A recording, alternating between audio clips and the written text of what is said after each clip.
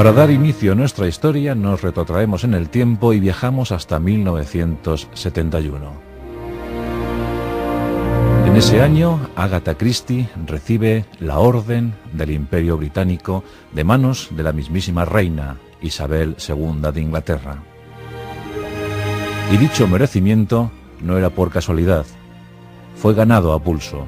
No en vano, Agatha Christie era la autora más reconocida y reconocible del Reino Unido. Sus traducciones superaban incluso a las del propio William Shakespeare.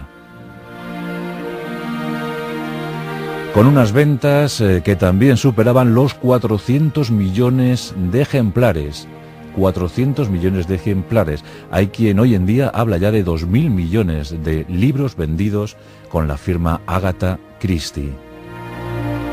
Por eso, esta mujer tímida, de natural tímido, muy introvertida, con especial problema para mantener conversaciones, como ella misma dijo, sin aptitudes originales para la escultura, la pintura, pero sí, en cambio, con un mundo interior tan rico, tan exuberante, que propició la creación de más de 70 novelas, 150 relatos cortos, 19 obras teatrales, una de ellas La Ratonera, con récords históricos de representaciones.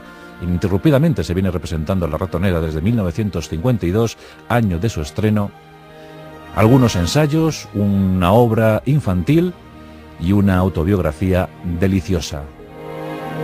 En esa autobiografía nos encontramos con una Agatha Christie especialmente humana, sensible, muy abierta a contar todo lo que había de bueno en su alma. Esa autobiografía, que yo recomiendo encarecidamente, se llama Ven y dime cómo vives. En ese año 1971 se reconocía el talento de un genio, el de Agatha Christie. Por eso es bueno que 30 años después de su desaparición, falleció el 12 de enero de 1976 en Oxfordshire, pues vamos a rendir homenaje, vamos a dar tributo a esta celebérrima autora que gustaba mucho de escribir al dictado. Bien, pues sobre Agatha Christie hay que contar misterios, hay que contar enigmas, y hay que contar, sobre todo, una peripecia vital, interesantísima, fascinante. Vamos a entrar en el mundo particular de Agatha Christie.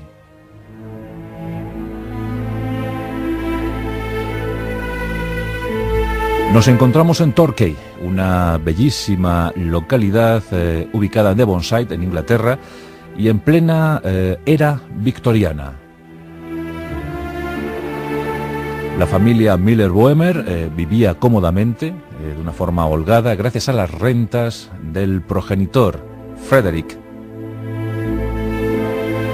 Aunque hay que decirlo también, en aquel tiempo postrero del siglo XIX, Frederick Miller había asumido cuantiosas deudas debido al juego. Le gustaba mucho jugar a las cartas, a los naipes, y bueno, pues las deudas se iban acumulando en detrimento de las rentas, que ya se mostraban muy exiguas allá por 1891.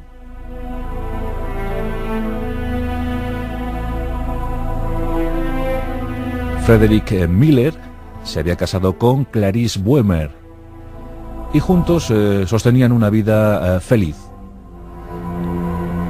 Ya os digo, una estirpe de rancio abolengo, muy victoriana, muy al uso de la época, muy convencida de la supremacía inglesa sobre otras culturas.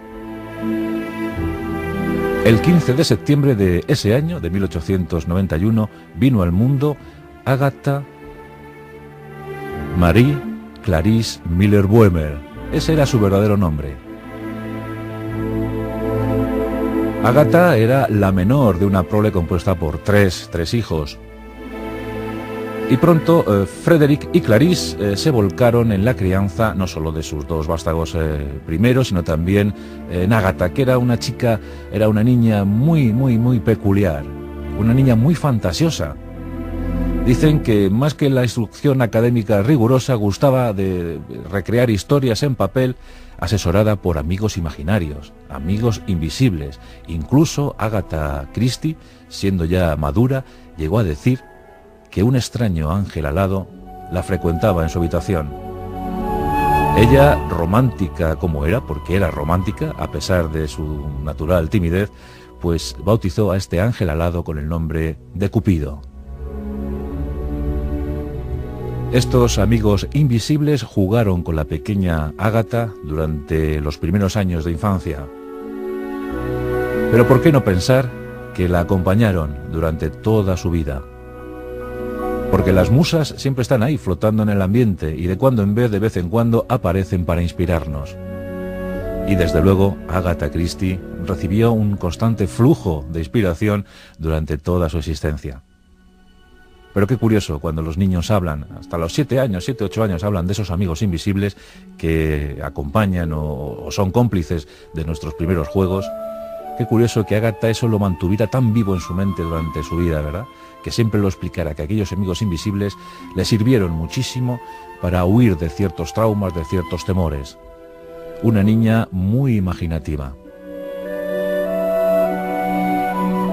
Una niña que recibió el primer golpe serio en su vida cuando en 1901 falleció su padre Frederick, dejando de paso a la familia en una bancarrota muy lamentable.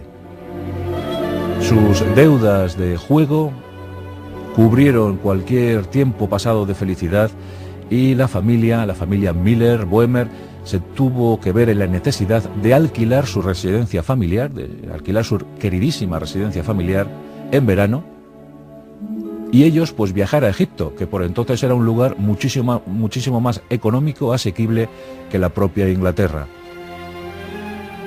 En estos viajes, Agatha queda impregnada por el alma egipcia, por el misterio de Oriente. Los aromas del Nilo embriagan a la pequeña, que tiene 10, 12 años y que lo contempla todo con ojos muy vivos, muy perspicaces. Aquí, a buen seguro, tomó sus primeras notas para las obras que después nos regalaría. Egipto fascinó a Agatha. Y cuando regresaba a Inglaterra siempre se prometía a sí misma volver una y otra vez a ese mundo que parecía pertenecerle. Pero Clarisse, la madre, quería, como digo, la mejor instrucción, la mejor disciplina académica para sus vástagos. Y bueno, pues intentó que estos, en la medida de sus posibilidades, se formasen en los mejores colegios. Por ejemplo, en el caso de Agatha, pues fue enviada con 16 años a París para pues aprender música. Un asunto que nunca llevó bien. La verdad es que el piano y Agatha Christie nunca se llevaron bien. Incluso en alguno de sus libros situó a uno de sus personajes más aclamados, cual era Hércules Poirot, el peculiar, el singular detective belga. Lo puso cantando, tocando, interpretando música de mala manera. Siempre hay que admitir, y Agatha Christie así lo hizo, que era una mujer llena de temores y sobre todo siempre reconoció que no estaba cualificada para determinadas aventuras o disciplinas. Por eso se aferró a la literatura como válvula de escape para su increíble imaginación, su portentosa mente. Transcurrieron los años y aquí la tenemos ya convertida en una jovencita muy agradable, pero que sus vecinos, los amigos de la familia, ya intuían en ella que la excentricidad, la bohemia, la extravagancia habían anidado en su cuerpo. En 1911, por ejemplo, pues fue una de las primeras mujeres en subir a bordo de un avión y volar en él, para pasmo de todos, porque se pensaba que estos asuntos eran propios de los excéntricos, de los alocados. Volar en un avión de madera con una tela tensada. Bueno, pues Agatha Christie quiso probar la experiencia del vuelo y la verdad es que lo pasó muy bien. Ella disfrutaba mucho con las máquinas. Tanto que, claro, terminó por fijarse en un apuesto mozo, en un gran y guapo galán llamado Archibald Christie. Archibald era piloto de la Royal Flying Corps, la antecesora de la RAF. Era piloto de combate y los dos jóvenes se enamoraron profundamente. Pero también ocurrió una circunstancia que provocó un matrimonio rápido, prematuro, y ese asunto fue el estallido de la Primera Guerra Mundial. En 1914, muchísimos jóvenes británicos marcharon al frente. Entonces se estipulaba que la vida en el frente para un piloto de combate, para un piloto aéreo, no superaba los 6 meses. La verdad es que la mortandad era tremenda entre los pilotos de combate. Y Archibald llegó a pensar que sus días estaban contados. Por tanto, solicitó matrimonio a Ágata y esta, complacida, se lo concedió. Se casaron. Ella misma también se alistó en el ejército. Y como enfermera entró a trabajar en el laboratorio de un hospital. Asunto fundamental para su historia profesional, porque en este laboratorio, en esta farmacia, Ágata conoció los secretos de la toxicología. Y esos enigmas los aplicó después en los argumentos esbozados en sus obras. Ágata aprendió cómo eran los venenos, cómo se podían utilizar, en qué dosis, en qué medida. Y desde luego que esos conocimientos supo aprovecharlos convenientemente. Así que tenemos a Archibald luchando en los frentes europeos en su avión y Ágata luchando contra las enfermedades, contra las heridas de guerra en su hospital. Era una de sus vocaciones, la enfermería. Terminó la guerra y por fortuna Archibald no sucumbió en el frente. Y eso permitió que llegara la única hija habida en el matrimonio y única hija de Agatha Christie, Rosalind. Una de sus pasiones, la crianza y cuidado de su hija Rosalind. Y en 1920 llegó por fin el momento decisivo en la vida de Agatha Christie, la publicación de su primera novela. El extraño caso en Style fue sin duda alguna el lanzamiento para Agatha Christie. No se vendió mucho sobre esa primera novela, apenas 2000 ejemplares, suficientes en todo caso para que la joven, la flamante autora pudiese seguir o pudiese por lo menos albergar la esperanza de ser algún día escritora profesional. Este extraño caso de Style es también muy significativo porque también aparece por primera vez su gran héroe, Hércules Poirot, un singular detective belga, también excéntrico como su creadora, y que daría mucho que hablar en la historia de la literatura detectivesca. Pero hubo otros personajes creados por Agatha Christie ya desde estos años. Por ejemplo, Miss Marple. ¿Quién no ha visto alguna vez una película o leído un libro en la que esta mujercita de la Inglaterra más tradicional resolvía casos, a veces domésticos, otras veces más grandes, pero desde luego Miss Marple no dejaba indiferente a nadie? Lo cierto es que Agatha Christie casi siempre asentó su obra en estos años iniciales del siglo XX. Siempre enmarcó ahí los escenarios, los personajes, y estaba muy cómoda escribiendo sobre estos primeros años del siglo XX. Por ahí se desenvolvían Hércules Poirot y también Miss Marple. Y fueron llegando las primeras obras. Y Agatha Christie, ya había tomado el apellido de su marido, empezó a ser muy popular entre sus lectores. Dicen que con los primeros ingresos recibidos por la venta de sus libros se compró un automóvil, y es que era una consumada conductora, le gustaba mucho conducir, disfrutaba llevando esos coches de los años 20, muy destartalados, pero con motores potentes, y ella pues lo pasaba realmente bien. Ya había volado y ahora conducía. Era el tiempo de la Belle Époque, eran los locos años 20, y Agatha Christie se consolidaba como gran autora de novelas. Pero llegó el año de 1926, y en ese año Agatha Christie se llevó 2 severos golpes, 2 inmensos palos sentimentales. El primero en abril, cuando falleció su querida madre Clarice. En ella se había apoyado, en ella se había sustentado en los momentos de lamento, en los momentos de pena. Y este asunto sumió a la autora en una profundísima depresión de la que tuvo que tratarse. Esta melancolía fue increciendo cuando en verano de ese año su marido Archibald le comunicó que se había enamorado profundamente de una joven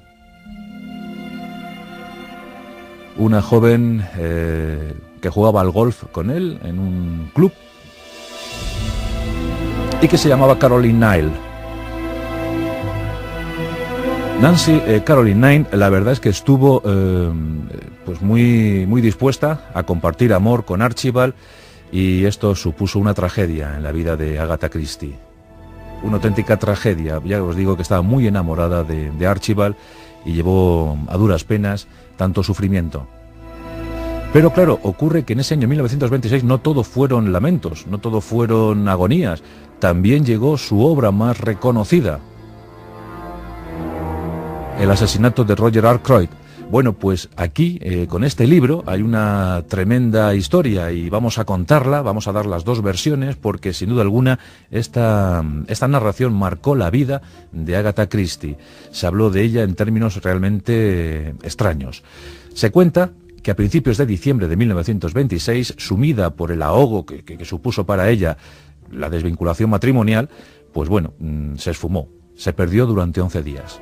Esto ocurría el 4 de diciembre de 1926. Agatha Christie, popular escritora británica, desaparecía. Durante 11 días todo el país se volcó en intentar descubrir el paradero de Agatha Christie, pero nadie conseguía dar con ella. Se habló de todo, se dijo que había sido asesinada, como si fuera uno de los personajes de sus obras. También se dijo que había escapado a Oriente, era su pasión, que estaba desolada por lo acontecido, por el divorcio, y que había huido. Pero ya os digo que se comentó de todo. Finalmente, diferentes anuncios en la prensa hicieron que algunos testigos que la habían visto empezaran a comentar, y se la pudo descubrir 11 días después de su desaparición, de su ausencia, en el hotel de un balneario. Qué curiosidad, se había inscrito con un nombre falso, Teresa Nile,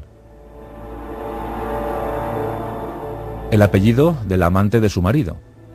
Pero ella decía no recordar nada, absolutamente nada. De hecho, después de su hallazgo en el balneario, tuvo que ser sometida a tratamiento psiquiátrico y realmente nunca, al parecer, llegó a recuperarse de este momento, de esta singular aventura. ¿Acaso algún mecanismo interno de su mente había bloqueado la posibilidad de narrar lo que había pasado? Nunca lo sabremos, porque ella tampoco se quiso pronunciar en ninguna entrevista a posteriori. Bueno, algunos biógrafos, uno de ellos, por ejemplo, llamado Cat, australiano, afirma que todo fue una conspiración, todo fue un complot urdido por la propia Agatha Christie para dar un escarmiento a su marido Archibald Christie. Según este autor, este biógrafo, Agatha preparó todo meticulosamente para huir y con eso pues acrecentar su fama, que la gente hablase de ella y que llegaran a pensar que Archibald había asesinado a su mujer en un momento de despecho o de violencia. Esto es lo que afirma este biógrafo australiano, que se ha quedado solo, por cierto, porque el resto de biógrafos o la propia familia de Agatha Christie le desmienten. Incluso le acusan de desleal o de traidor. Nunca sabremos la verdad porque, como ya digo, Agatha Christie nunca se quiso pronunciar. No sabremos jamás si fue una treta elaborada por Agatha Christie para escarmentar a su marido, darle una lección, o simplemente fue un shock emocional que condujo a la autora a ese balneario donde se inscribió con nombre falso. Muy curioso, el dato, que utilizara el apellido del amante del marido para registrarse en el hotel donde fue descubierta 11 días después de su ausencia. Bueno, pues un suceso digno de sus novelas, Pero vamos al año 1931, porque aquí vuelve el amor al corazón de Agatha Christie, que, como ya sabéis, nunca se desprendió del apellido de su primer marido. Agatha, con 40 años cumplidos, quiso, ahora sí, huir conscientemente a su tierra querida, a Oriente. Y buscando, un poco de distracción, un poco de evasión en Mesopotamia, en la antigua Mesopotamia, ahora Irak, tomó el mítico, gracias a ella, tren Orient Express y viajó hasta esos territorios.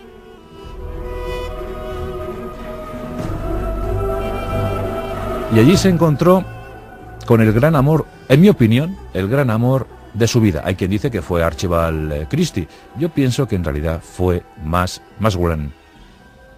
Max tenía 15 años menos que ella. Por tanto, tenía 25 años tan solo, pero ya era un prometedor arqueólogo que frecuentaba estas zonas orientales, que visitaba Bagdad, que iba a los yacimientos arqueológicos, pues intentando prospectar los ecos de la historia antigua. Conoció a Ágata y se enamoró profundamente de ella. Ella estaba encantada. Incluso ya años más tarde llegó a decir que su sugerencia para las mujeres era que se casasen con un arqueólogo, ya que mientras que envejecían, pues el arqueólogo se enamoraba más de ellas, al ser una antigüedad. Bueno, pues la pareja permaneció indisoluble durante el resto de su vida. Juntos fueron a esos yacimientos, juntos averiguaron cosas del mundo antiguo, y Agatha Christie recibió el suficiente influjo como para elaborar sus mejores textos. Y aquí está Asesinato en Mesopotamia, y aquí está Muerte en el Nilo. Esos aires orientales, desde luego, la beneficiaron muchísimo. Ya se convirtió entonces, en los años 30-40, pues en una de las mujeres más famosas, más solicitadas, una de las mujeres más admiradas del Reino Unido y del mundo entero. Pero en 1939 Inglaterra quedó involucrada en la Segunda Guerra Mundial. Max tuvo que ir al frente. Una vez más, uno de sus maridos viajaba a la guerra y ella se volvió a alistar como enfermera. Y de esa guisa permaneció todo el conflicto. Tras la finalización del mismo, cada uno volvió a su actividad, Max a la arqueología y Agatha Christie a sus novelas. Aunque, acaso todavía recordando la tragedia de su primer matrimonio, aquí sí que tenemos un dato peculiar, muy interesante, y es que Agatha Christie utilizó un seudónimo para escribir novela sentimental. Claro, debió pensar que la novela detectivesca le había marcado mucho y que sus lectores pensaban que solo podía escribir sobre crímenes, sobre detectives, sobre intrigas. Pero aquí utilizó un seudónimo, el de Mary Westmacott, y con ese seudónimo escribió 6 títulos, 6 novelas de amor, de las que siempre se mostró muy orgullosa. Y cabe comentar, por supuesto, que Agatha Christie no solo se quedó en ese momento de novela detectivesca, sino también abordó otras cuestiones como ensayos, su propia autobiografía, como antes hemos mencionado, libros infantiles, ensayos y obras teatrales. Y aquí llegamos a La ratonera, año 1952. Se estrena La ratonera, una de las 19 obras teatrales escritas por Agatha Christie. Lo que nadie podía suponer, ni siquiera su artífice, es que desde el año 1952 esta obra se representase ininterrumpidamente hasta nuestros días. Es el récord absoluto. Son miles de representaciones y sigue inamovible en la cartelera británica. La ratonera. 50 y tantos años después, La ratonera sigue vigente. La obra teatral más aclamada de Agatha Christie. Una mujer tímida, introvertida, con sus extravagancias, pero siempre afable, poco dispuesta a la conversación porque no se pensaba ella dotada para conversar, para mantener diálogo alguno, para tener interlocutor. Decía que tenía muchas carencias, que tenía muchas faltas, que no sabía de apenas nada. Y que lo diga eso Agatha Christie, ¿verdad? Nos habla de una mujer modesta ante todo. Decía, tengo muchos problemas para expresar verbalmente lo que siento. Y por ello debo escribirlo. Al fin sé que escogí la profesión justa. Son palabras de Agatha Christie. Siempre el papel y la pluma aliados perfectos para expresar lo que en ocasiones es difícil contar de viva voz. Y Agatha Christie se refugiaba en su despacho y en él pergeñaba las mejores y más fantásticas historias detectivescas, Hércules Poirot, Miss Marple y otros tantos, que recrearon los momentos de asueto de la humanidad y que consiguieron llegar a millones de hogares. Por eso Agatha Christie merece estar en la galería de iconos de la literatura universal, de los personajes que concedieron momentos de gracia a los que tuvimos la fortuna de acercarnos a sus obras.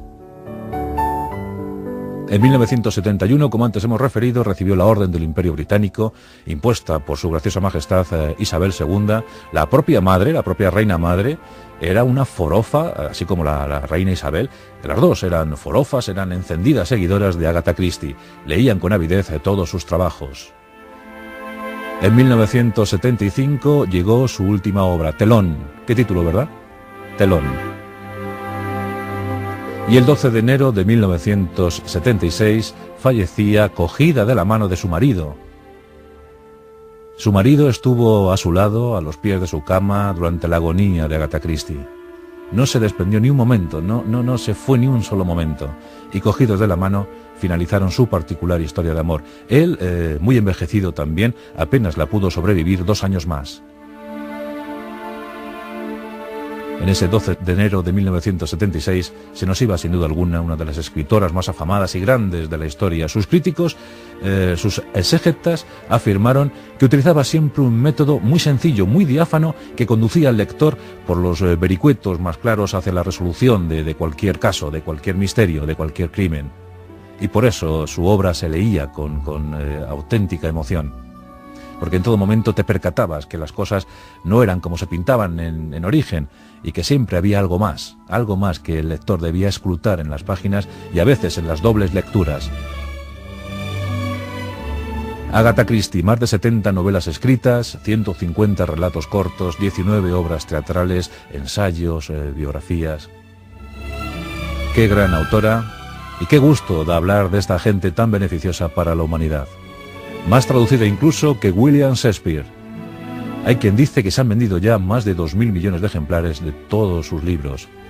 Y hoy en día permanecen fundaciones que llevan su nombre y además dirigidas por sus nietos, que mantienen vivo el legado de esta inmensa escritora universal. Hoy rendimos homenaje a Agatha Mary Clarice Miller Boehmer, más conocida por todos como Agatha Christie.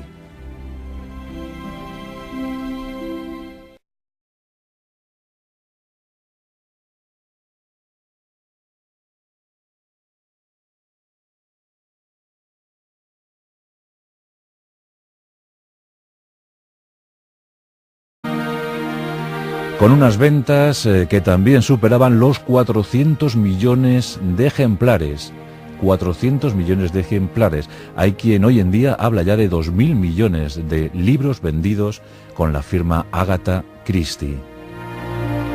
Por eso, esta mujer tímida, de natural tímido, muy introvertida, con especial problema para mantener conversaciones, como ella misma dijo, sin aptitudes originales para la escultura, la pintura, pero sí, en cambio, con un mundo interior tan rico, tan exuberante, que propició la creación de más de 70 novelas, 150 relatos cortos, 19 obras teatrales, una de ellas La ratonera, de una forma holgada, gracias a las rentas del progenitor, Frederick. Aunque hay que decirlo también, en aquel tiempo postrero del siglo XIX, Frederick Miller había asumido cuantiosas deudas debido al juego. Le gustaba mucho jugar a las cartas, a los naipes, y bueno, pues las deudas se iban acumulando en detrimento de las rentas, que ya se mostraban muy exiguas allá por 1891.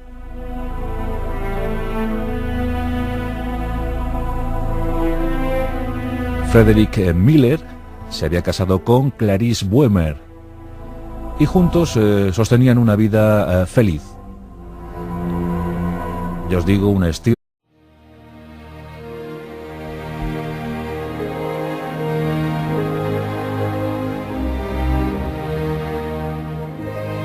Para dar inicio a nuestra historia nos retrotraemos en el tiempo y viajamos hasta 1971.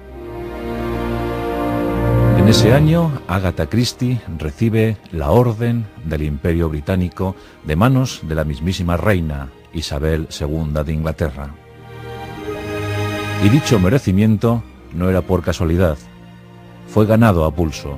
No en vano, Agatha Christie era la autora más reconocida y reconocible del Reino Unido. Sus traducciones superaban incluso a las del propio William Shakespeare. Forsyth, pues vamos a rendir homenaje, vamos a dar tributo a esta celebérrima autora que gustaba mucho de escribir al dictado. Bien, pues sobre Agatha Christie hay que contar misterios, hay que contar enigmas y hay que contar sobre todo una peripecia vital interesantísima, fascinante. Vamos a entrar en el mundo particular de Agatha Christie.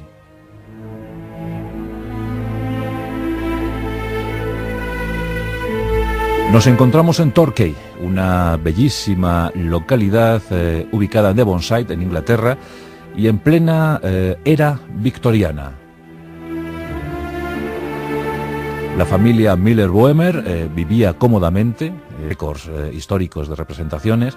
Ininterrumpidamente se viene representando La Ratonera desde 1952, año de su estreno. Algunos ensayos, una obra infantil y una autobiografía deliciosa. En esa autobiografía nos encontramos con una Agatha Christie especialmente humana, sensible, muy abierta a contar todo lo que había de bueno en su alma.